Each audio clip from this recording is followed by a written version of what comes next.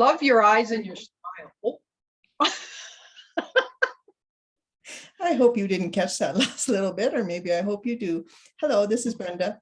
Welcome to the Kid Code Playground podcast for today.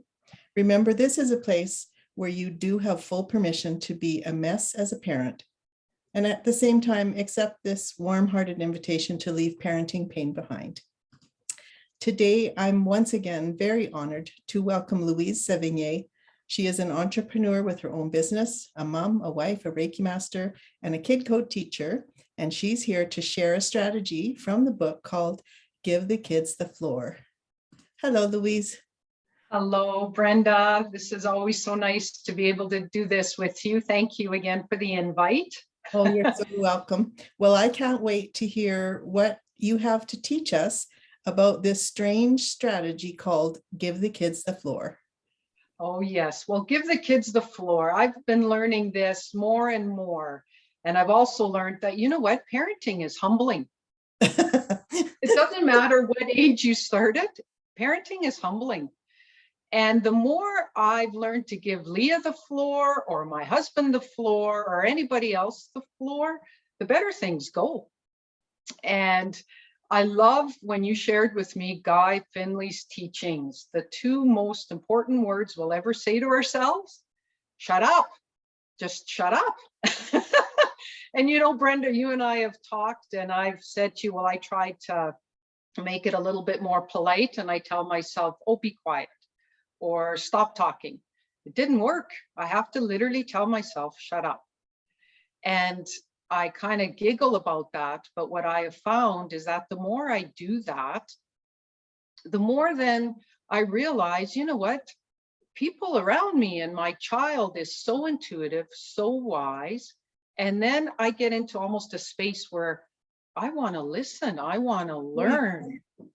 What is she going to teach me today? And inevitably, if I come in with that kind of intention, there's always wonderful lessons from her and anybody, really, anyone in our relationships. And so a question that my husband and I were just discussing this, a question I kind of try to ask myself as my mind is going, is that, will what I'm about to say or do, will this serve her? Will this serve the other person? Or is this something that's going to serve a need in me? And when I ask that question, you know what? Probably like 100% of the time. But only 100%. But as we say, only 100% of the time, Brenda, it's serving a need in me. You know, I'm going to get this done, and I'll do it my way, because then it'll be right, and then it'll be done, and then I can move on to something else. Or I'm going to tell her something, she's telling me about a problem, or she's telling me something, and I'm going to help her through it. Well, what I'm finding is that's not what she's needing. She's needing me. She's needing my presence. She's needing a place where she can come and tell me what's happening and know that I'm just going to listen and hear her.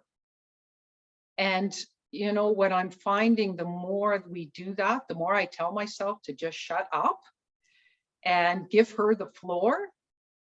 It's like it brings calmness.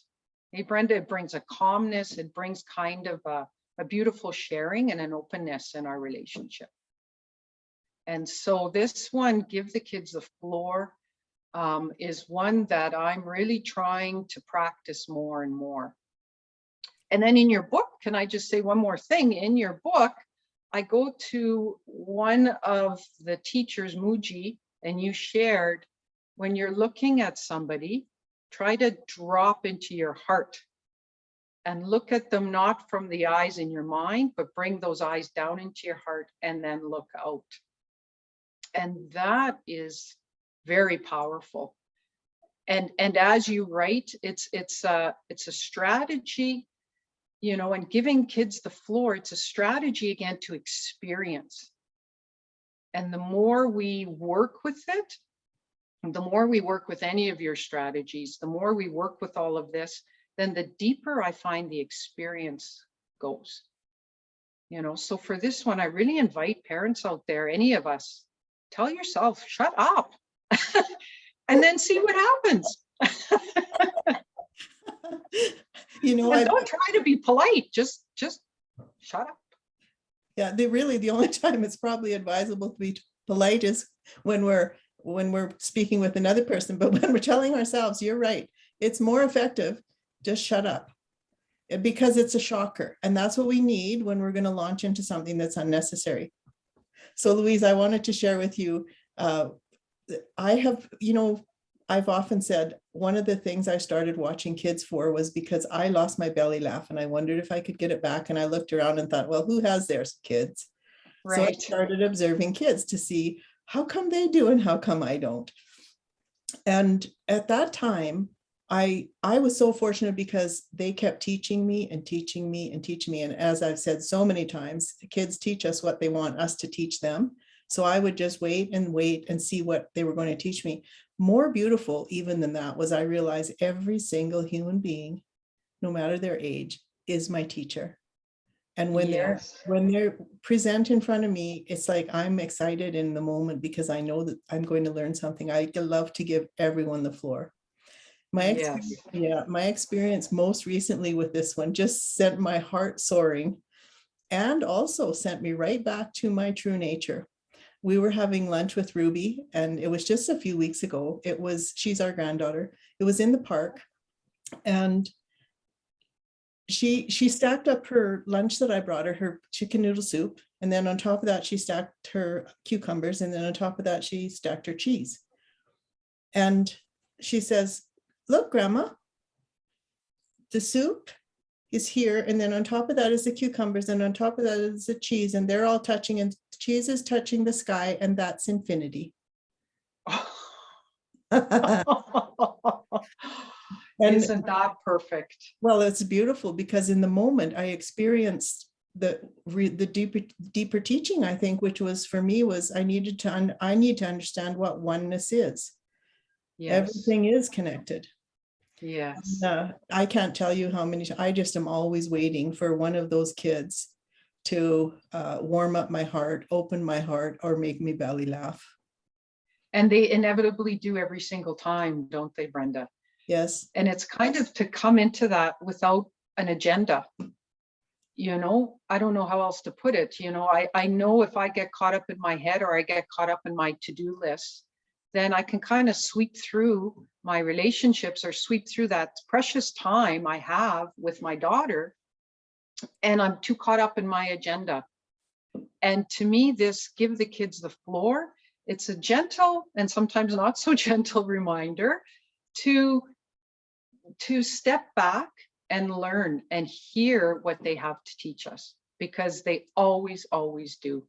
And I love that. And I'm always caught by the level of intuition, the level of intelligence that this young being has that somehow I can forget.